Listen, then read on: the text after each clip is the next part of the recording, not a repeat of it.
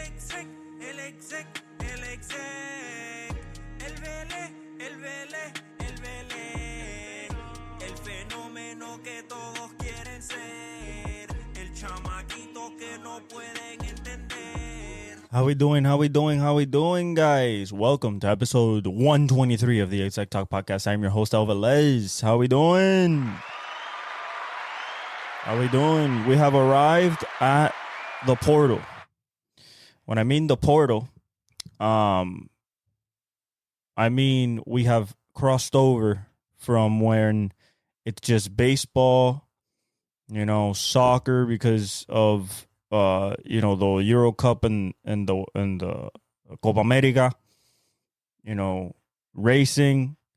But now people are reporting to training camp in the NFL. We are officially around a month, maybe 2 months away from actual football on the college stage, and like 2-3 months away or closer to seeing NFL. Now, before all this happens, training camp will start, and we'll see who holds in, who holds out, who's gonna really like stir things up for a contract. As of right now, Ayuk still unsigned. He's on the franchise tag. We're on 1 year left. He's on 1 year left. T. Higgins unsigned. He's on the franchise tag. So there's some still stirring of the pot that has to happen. But what we're going to talk about today, by the way, thank you for being here. Thank you for supporting. Follow, like, subscribe, hit the notification bell, comment, and follow me on all my socials. Hit me up any there. Give me topics to talk about that you guys want me to talk about. Shout out to Slim Shady for going back to his roots. Just had to say that because that album was incredible. I don't care what nobody say. That album was incredible. The only thing that I can think can top it, probably Kendrick's album. Maybe. That's a maybe. But I think Kendrick can actually do it. So let's talk about Alcaraz beating Djokovic for the second straight Wimbledon title, his second straight Wimbledon title. I think that, he won in straight sets, 6-2, 6-2, 6-4.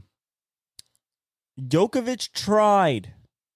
Emphasis on tried. Gave it the old good college try, best I can, and still came up 3 straight sets. Some of the shots Alcaraz was playing and hitting, making Djokovic a master of making people run and chase. He made Djokovic run and chase and tired him out and hit shots that Joker just couldn't believe. And I think the torch has been passed. The era of Roger Federer, Djokovic, and Nadal has officially closed. It is the era of Alcaraz now. I think he should be able to dominate for the next 10, 15 years unless there's another young comer that comes up to him to challenge him. He's Spanish, but if there's a young, a rival to him, a Rafael Nadal, another Djokovic, but right now I'm not seeing it. So shout out to Alcaraz, the second of many, especially Wimbledon's, and that was a great match. It was fun, short, didn't last too long. Longest set was the third set because they kept going to tiebreakers, triple championship point. Djokovic fought back, but every time Djokovic lost serve, it was over. He couldn't stop the forehand. Some of the backhand shots were stupid. He had him running, guessing. I mean, it was tough. It was tough for Djokovic fans. So shout out to Alcaraz for that.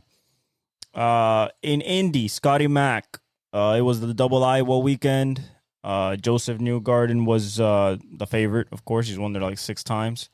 But Scotty Mack finally breaks through in an oval. He's been wanting to win in that oval. He almost won at Indy. I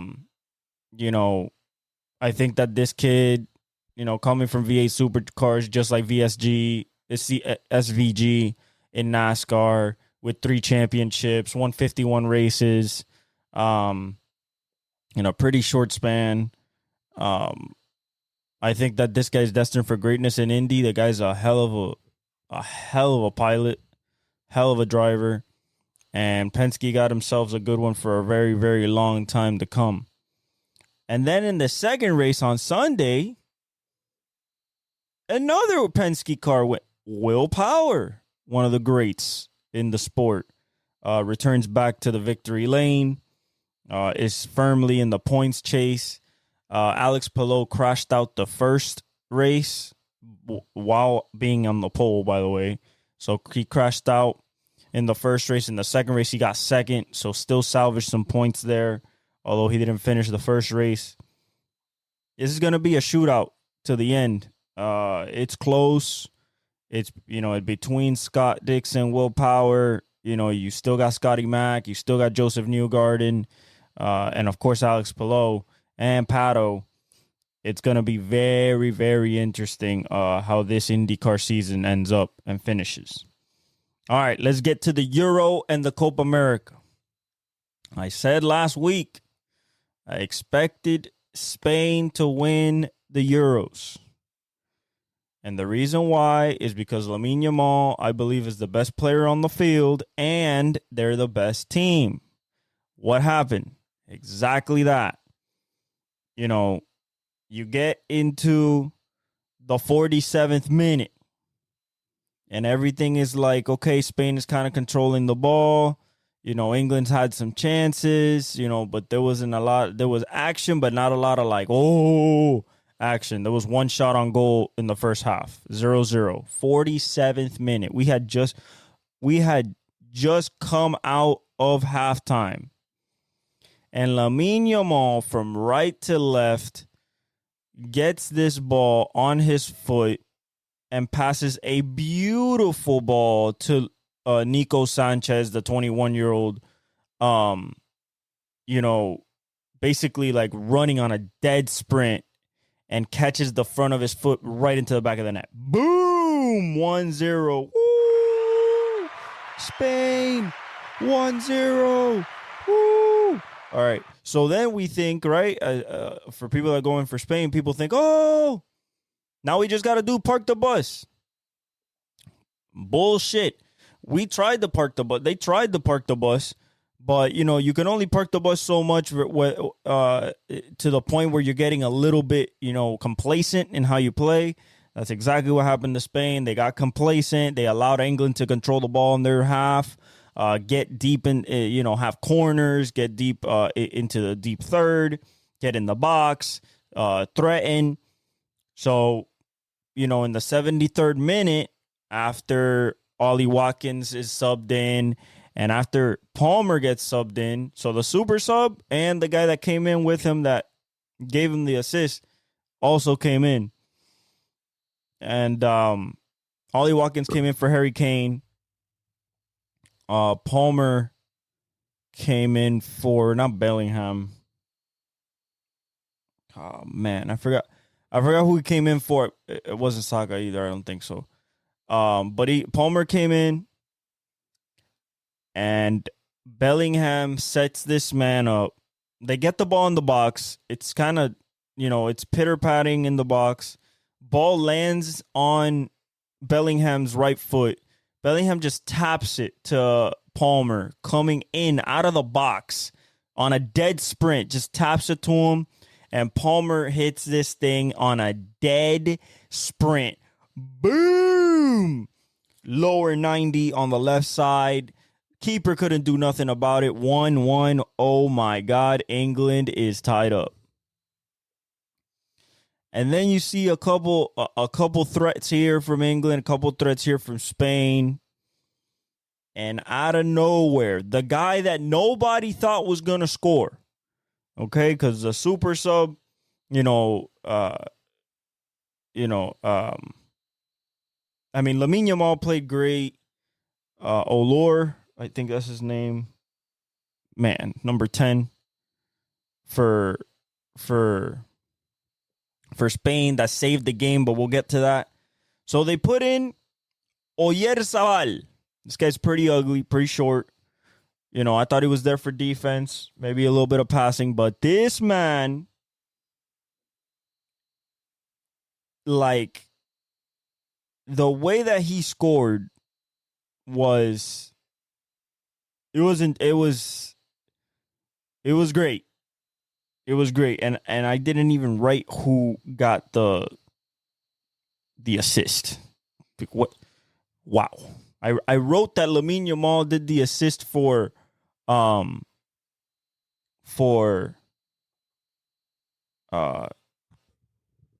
Nico Williams, the first one. But I forgot which one who assisted the other one.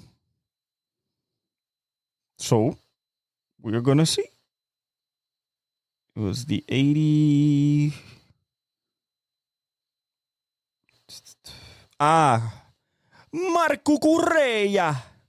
Cucurella, the guy with the giant hair like that. Yeah, that's the guy who assisted him. But it was a beautiful goal, man. I mean, right foot shot from the center of the box to the center of the goal. It was a good goal. And right there when it was 2-1, I said, all right, now they parked the bus and they really let up.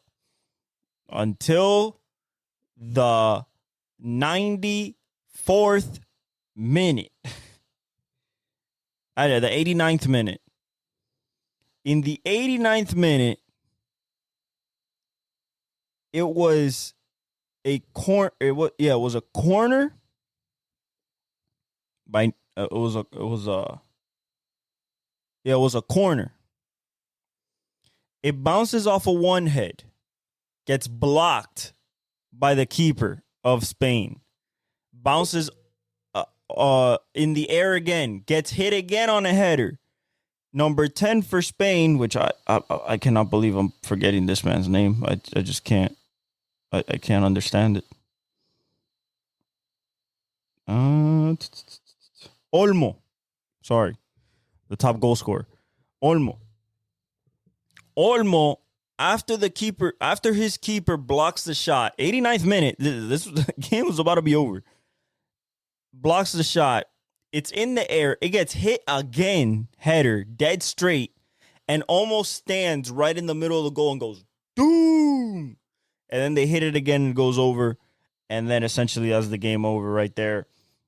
Absolute hell of a game. The right team that was supposed to win won.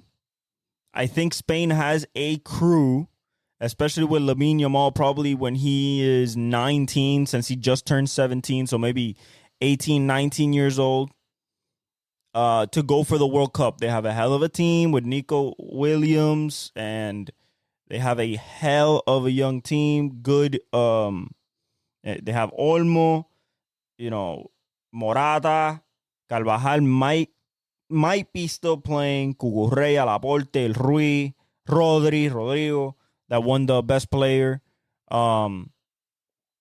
Just a hell of a match, man. And for England, it just speaks to not enough creativity, not enough skill. Bellingham and Saka, Ollie Watkins, Kane, like they're nice in parts, but together they just don't mesh, and for that game to go down the way it did, it was only right. Now, that it was a super sub that nobody thought was going to score, Oyarzabal, crazy. Because, you expect Lamine to score. Nico Williams is an attacker. You expect him to score. Morata. But this was a battle of, after the first half, it was 45 minutes of absolute war. And Spain was more prepared for that war. And that's the bottom line. Second Euro Cup final in a row that England loses. Spain is the first team ever, the first country ever to win 4 Euro Cups. So they break the record. I believe it was with Germany with amount of Euro Cups, or France. And now Spain has a squad that can fight for a World Cup in 2 years here in the U.S. So hell of a game. Now let's get to the game that everybody just... All right, guys, listen. For a 1-0 game, this thing was action-packed from minute one. From second one, this thing was action-packed. Missed shots, close calls, saves, fouls, non-fouls, injuries, crazy substitutions. Like, everything you could want in a soccer final, including the absolute embarrassment of a stadium, because we have to talk about this, guys. What an absolute embarrassment for the Hard Rock Stadium to be in that shape after a game like that. Are you telling me that you can't corral people and as they're coming in like you do for every other game? Or we're so devoid of fans in that stadium that we can't control people coming. We can't control how many people are coming in. We weren't prepared for the amount of people that showed up. The stadium holds 65,000. And we were, I think, at 67, 68,000. So we're talking about plus 3,000 over capacity. And 7,000 of those people did not have tickets. How are you telling me that people that paid $1,500, $2,000, $4,000 for tickets had to stay outside and not watch the game while 7,000 and probably more sneaked in, literally like, through the ventilation systems? Twitter went crazy. Ventilation systems while they were talking and everything like that. Like the commentators, they had to push back. The whole stadium had to push back the game. They pushed it back to 9:15. This game was supposed to kick off at 8. The clock was supposed to start. It started at 9:15. Throws off the rotation and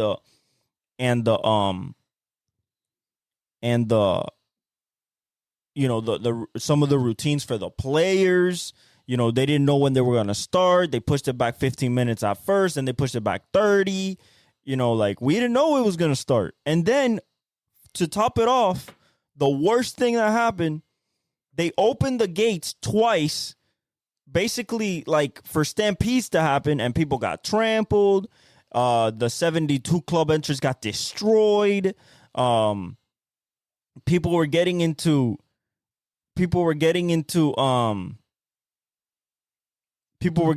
the, not to the ventilation system, but basically hopping the circular things that go up to your seats, like hopping that, running away from cops, fighting off cops. Like, bro, we're not ready for a World Cup if this is what we're doing on a Copa America final. Now, I do agree that Colombia-Argentina is a very toxic final, especially here in Miami. Very, very toxic. Maybe if it was a different game, maybe Uruguay or maybe like, I don't want to say U.S., but Brazil, maybe a team like that, maybe it doesn't attract the amount of, populace that came. But man, it was an absolute embarrassment. It's going to cost thousands of dollars to fix that stadium. The stairs glass got all broken. Yeah, real disgrace, guys. I don't understand why we have to act this way. Like, if you pay, go to the game now. Go early so you can get in early. That's my thing. When you go to a sporting event, you do not show up at the time the sporting event starts. Especially if it's a World Series, NBA Finals, World Cup, NCAA bowl game, like any of that. You cannot do that because you run that risk. You run an event being that nuts. And that's what we got. It was full, But there were people in VIP seats that weren't supposed to be there, and and they saw the game for free. They have that story to tell. But let's get to the game. Messi got hurt, probably broke his ankle. It looked like a bad sprain when it blew up. He was playing well. He was passing. He couldn't run much, obviously, because it's Messi. Like he's 37, so he's not going to run past people. But he was passing the ball well. They were moving the ball well. They tried to control the possession. It didn't happen. Colombia had most of the possession. The possession broke down 55.5% to Colombia, 44.5% to Argentina, which is very uncharacteristic of Argentina. Very uncharacteristic. So, and on top of that, you got to understand, like, Argentina's the type of team that plays with possession, like a Spain. Like, they want possession. So for them not to have possession, for Colombia to dominate the possession, I mean, it was 6 shots on goal to 4 shots on goal for Colombia. There were 19 shot attempts by Colombia, 11 by Argentina. 2 yellow cards on each side. 4 corner kicks for Argentina. 7 for Colombia. You got 4 saves to 5 saves by Colombia. Like, it was everything you wanted. You think the first game was exciting? This game was exciting because of the tension. I was in a Colombian household watching the game. And I'm talking about from minute 1, it didn't help that we had to wait an hour and 15 minutes to see the game start. But since minute 1, it was pins and needles and like, oh my God, oh, scream here, in the mist. Like, it was incredible. The type of atmosphere, even at a just watching it from home, was incredible. You could feel it. But Argentina was the better team on paper. Colombia had been playing the best. Argentina didn't lose a game, but Colombia was playing the best. So what was going to give?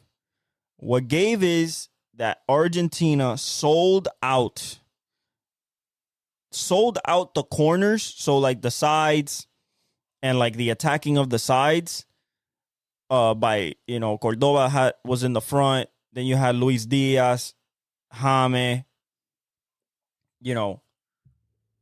and you literally sold out to stop Luis Diaz and James. You literally sold out your whole. Like, that was your prerogative. Your prerogative was to stop them too. And once that happened, Colombia only knows how to attack off set pieces. So if the 2 guys that mainly get the set pieces are not handling the ball, you get that type of stalemate game. Now, they had chances. In the first half, they had chances, and we went 0-0 to the half.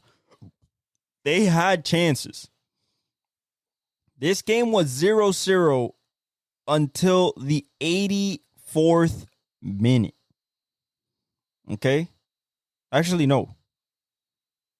This game was 0-0 till the 112th minute. 0-0. 0-0. I'm talking about every second. Every single second. Shout out to Shakira. Was a good halftime show. Shout out to Karol G. It was a good Colombian anthem. But so what happens? Messi gets hurt in the first half. He's running. He plants his ankle. It happens before he gets rolled up on, but it didn't help that he got rolled up on immediately right after. He plants his ankle, basically gives up. I guess he put too much force on it, and it twists like that. But something's in there that's wrong, because it blew up like a balloon after the adrenaline went down and they took him out. He obviously wanted to stay in. It was Angel Di Maria's last, he was retiring from football after this game. So, but Angel Di Maria was the most creative guy on Argentina. He's the one that was making the attacks. He's the one that was coming down the sides. Like, he's the one creating, trying to create passes. Like, the Argentinian attack was good.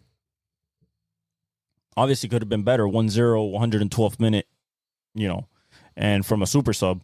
But the turning point of this game came when James had to leave. He did play the whole game. I'm not going to bash him for that. But this is a final. You can rest later. You can rest tomorrow. There is no tomorrow. And for you to be the brains of the operation of your squad and have to come out knowing that you're going to extra time. You are going to extra time. It is 0-0. And for you, even though he fought with his not head coach, with his manager, you saw him like trying, please, like, let me stay in. And the manager took him out. So I think that's on the manager, not on James. Because I think James wanted to stay in and understood that he had to. Took him out, put Quintero in. Young kid. Makes one mistake. And by the 75th minute, Colombia, you could tell, was starting to wear a little bit. By the 90th, you can tell. They were tired. They were gassed. Not to say that Argentina wasn't and the Argentinian players wasn't, but you could tell that Colombia was gassed, especially on the offensive side of the ball. Bad passes, turnovers, just bad decisions. And that's what cost them. One bad decision by Quintero, trying to pass it over half, gets intercepted, and this is another turning point. You remove James, and Argentina still in their back pocket, even after Messi gets off. And Messi, once he got hurt, like, Argentina won this game for Messi because Messi couldn't do nothing. Argentina still has in their bag the leading scorer of the tournament in Lautaro Martinez. Like, it is incredible. Absolutely incredible. It is incredible how you have that still in the bag. Lautaro Martinez, the guy who scored 6 goals in La Copa America and is tied for the Golden Boot. Like, how do you allow that? You remove your brain and your setup man to then have Argentina combat that by putting their most successful and aggressive player offensively right at the moment where you need it. And like I said, Quintero played okay, but it's not James. And he made one mistake. He passed it, too long, got intercepted. 2 passes later, Lautaro gets set up. So nice. So nice. And he puts that shit right in the back of the net. Boom! Hit the goalie in the head like a sniper. Boom! Let's not talk about snipers, all right? America stands as one. That's all I'm going to say. Which is crazy. But, America stands as one. Fight, fight, fight. But it's insane how Argentina just had that in their back pocket. He was waiting and waiting to get him fresh legs and waiting, and he puts them in. And as soon as he puts them in, you just felt like, this might be where the goal comes from. The aggressiveness, how he's been playing, the 6 goals. And man, he hit this thing so pure. Even when the ball was set up, when the pass got to him, I was like, this has to be in the back of the net. And boom, 112th minute to end it. And an incredible game. Top to bottom. Some calls called, some calls not. But it was refereed the way it was refereed. There was plenty of chances for both teams, and Argentina just outlasted them. I said it from the beginning, and even last week. I said Colombia has to score first, and preferably pretty fast. Because if not, Argentina's just going to lull them to sleep. lull them to sleep, and they can always attack. It could come out of nowhere for them. So shout out to Argentina, 16th Copa America. They break the tie with Uruguay with 15, and I think Brazil with 15. They're the most successful country in the Copa America. And Messi goes Copa America, World Cup, Copa America. Absolutely incredible. Di Maria leaves the sport on top as a champion. And this might be the last time Messi steps on an international field. 37. I don't know if he's going to go for the World Cup in 2 years at 39. The team seems to be in pretty good hands. They have a team that could win a World Cup. They're young. They're pretty athletic. They got goal scorers. But we shall see. But shout out to Argentina. All right. Couple of things that we're going to talk about. Little things here and there. We're going to talk about little things that are dangling here and there after we finish with the Copa America and the Euro Cup, which were incredible. Okay, which were incredible. And I just want to leave it at that. Like those two back-to-back games were absolutely on the edge of your seat soccer. It was incredible. Ryan Blaney wins at Pocono. Hamlin was catching him at the end. It was a tricky race with the tricky triangle. Didn't mean to do that pun, but you get it. A lot of pit stops were really big. Like if you spent extra time on pit stops, if you fueling, if you refueled just a second too long or misfueled your car. Ty Gibbs was pretty up front, blew the engine. People that were up front got sent back because people took two tires, including Denny and Blaney. And Blaney just was too quick and just kept driving away. And, shout out to Ryan Blaney. They go to the Brickyard for the Brickyard 400 this upcoming weekend. I'm very excited about that. Legendary racetrack at the Indianapolis Motor Speedway. There, I like Kyle Larson. There, I like William Byron. I like Ty Gibbs there. Tyler Reddick there. The classic guys. Kyle Busch has been having a miserable season to this point. I believe in him there. Martin Truex Jr., same thing. He might have won this race, but got a bad restart. There was a lot of cautions. In the Indy race, there was a massive crash at the end. When the checker flag flew. We get back. No, we don't. Not yet. It's been 1 week. So 2 weeks from now, or after this week, we get back to Formula One in Hungary for the Hungarian Grand Prix at Spa. No, the Belgian Grand Prix at Spa. Very excited for that. So that's the last little things that we got to talk about. The home run derbies tonight. I think I got Gunnar Henderson or Bobby Witt. Most people got Bobby Witt from what I've heard. A lot of people on the kid. I believe in the kid. I just believe that Gunnar Henderson has a more natural swing. That's just me. That's just my personal opinion. I just believe that he has a more natural home run swing. Dark horses, I don't think there are many dark horses except Alec Boehm and maybe Teoscar Hernandez. Adolis can hit a bunch of balls out. Pete Alonso's a former champion. So is Vladdy Guerrero. So I expect a good battle. It's gonna be, they changed the format again. It's gonna be 40 balls per person for the first round. The top 4 guys go to the next round, and then it's head to head, and then there's a final.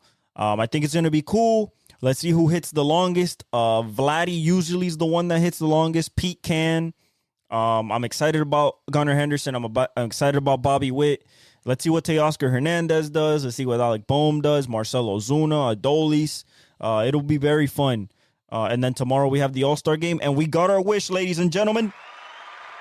Paul Skeens is the NL starting pitcher. Well deserved. He just came off that super start of 77 pitches, no hits, 11 Ks, 1.9 ERA.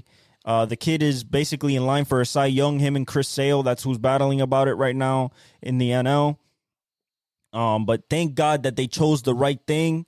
He's gonna be the first rookie starting pitcher in All-Star game history. This kid is amazing. We're going to get really big matchups right away. And I absolutely love it. Let's get to some basketball things. Some things that have been floating around with Shams and the Summer League and stuff like that. The Clippers and Russell Westbrook plan to part ways. I don't know where he's going. I assume that he's going to retire because there's nothing. It's been 17 years or 16 years for him. I think it's time. I don't believe that any team would want him, and if they did, that he's definitely coming off the bench. And to get on a contender, I just don't think that there's somebody out there that would want him. The All-Star game lineups for tomorrow. In the National League, you got Ketel Marte, Shohei Ohtani, Trey Turner, Bryce Harper, Wilson Contreras, Yelich, Christian Yelich, Alec Boehm, Teoscar Hernandez, Jerickson Profar, and Paul Skeens starting. For the American League, which I think is a better lineup just overall, just based on who's at the bottom of the lineup compared to the other one. Stephen Kwan, best hitter in the league right now. You have Gunnar Henderson, Soto, Judge, Alvarez, Ramirez, Guerrero Jr., Rutschman, Simeon, and Burns. We're not getting Tarek Skubal. I don't know why. Don't kill me. My choice would have been Tarek Skubal. I'm not mad at Corbin Burns. He just won the Cy Young. I'm not mad at it. I just wish that it was Paul Skeens versus Tarek Skubal, two of the future stars of the sport. Corbin Burns is a star of the sport right now and will be in the future as well. But I think that Skeens, Tarek Skubal would have been the matchup. I think that the American League has a little bit of advantage. They still got Bobby Witt in the chamber. You still got Ellie De La Cruz. You have people to play with in the American League. They still but for the National, you still got Marcelo Osuna. You still got big boys in the waiting in the wings, but you got Westberg on the American League. So it's gonna be a very interesting how this game goes. It could be a home run fest, it could be a scoring fest, or it could be a pitcher's duel. There's a lot of good pitchers coming out of each side. But I think that the American League has a little bit of an advantage just because of the lineup. And what I mean is, after Yelich, which is the sixth batter, after Yelich, you got Bohm versus Guerrero, you take Vladdy.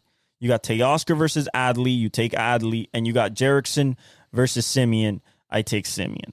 That's just what I mean there.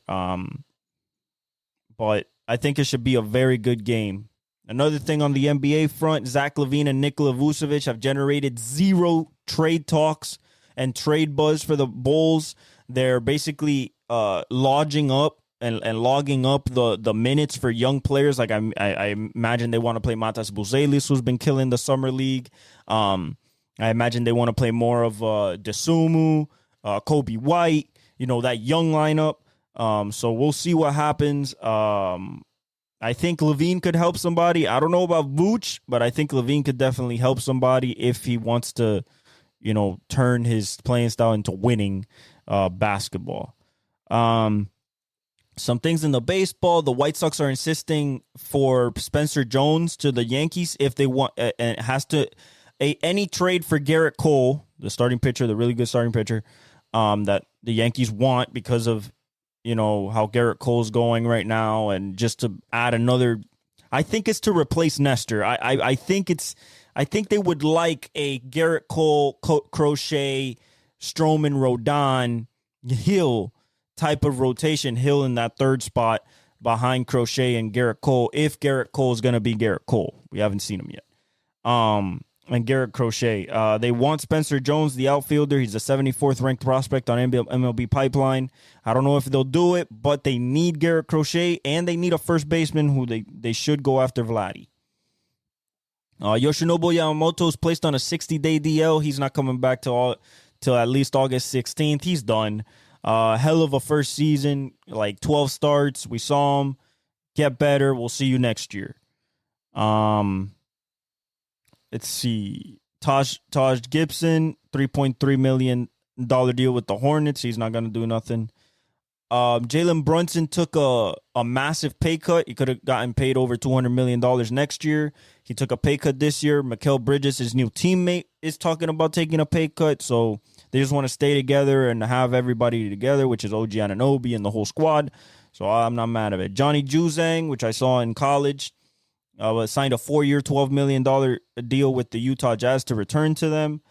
He's part of the rebuild. I think he's a good bench player right now and could work his way up onto being a starter, especially shooting and his length. Jalen Brunson agreed to a 4-year, $156.5 million extension. The deal gives him $113 million less guaranteed than he's eligible for in 1 year. So next year he was eligible for a giant extension, $200 million plus. But he wants to win. He wants his team to be together. So, I can't blame the kid. I think he's going to get another contract anyway. KJ Martin signs a 2-year, $60 million deal to go with the Sixers to come off their bench. Good energy piece. Jamal Cain leaves Miami to go to the Pelicans on a 2-way deal. I thought he was going to do something with us, but I guess not. And yeah, Skeens through 10 career starts is 6-0. 66 and a third innings pitched, 89 Ks, and 1.9 ERA. Absolutely disgusting. Absolutely disgusting. Cody Bellinger fractured his left middle finger. He'll get some days. Santander is going to the All Star game. The Lakers are showing interest in Wendell Carter Jr. I know they need shooting, but they're grasping at straws at this point. Astros have inquired about Pete Alonso from the Mets. It would be a really good pickup because they just DFA'd Jose Abreu and they need a first base with power. Nobody better than Pete to do that. So I think that's a good that's definitely a good move that they could do. The Cavaliers are expected to reach an agreement on a full extension for Mobley, Max. Cade Cunningham already got his. So did Scotty Barnes and Fred Wagner. So he's just next in line. And Jamal Adams went to the Titans. Other than that, Jurgen Klopp, the U.S. team tried to go get him to see if he wanted to coach after Klingerman got fired or relieved of his duties. He said no. He doesn't want to coach the men's team. He doesn't even want to coach soccer right now. So pretty hilarious that the U.S. team gets turned down another coach. So that's it for, this early week. We'll see what happens in the Home Run Derby. We'll see what happens in the All-Star game. As NFL training camp starts opening up, we'll see what storylines pipe up. The last thing I'm going to say, Rob Dillingham, great pick and great trade for the Minnesota Timberwolves. Terrence Shannon was at one of the steals of the draft for the Minnesota Timberwolves. Matas Buzelis was a great pick for the Bulls, and the steal of the draft is Reed Shepherd. The guy's shooting over 45% from three. Has scored over 20 in every summer league game and plays like he doesn't belong there, like he should be playing with the big boys. So I think the Rockets got themselves another one along with Amen Thompson and Cam Whitmore and Jalen Green and Sengun. So we'll see what happens there with the rotation. But I like what the Rockets are building right there in Ime Udoka. Other than that, that's all I got. I love you guys. God bless. Like, subscribe, hit the notification bell, hit the comments. Follow me on all my socials. Love you guys. And I hit you with the outro.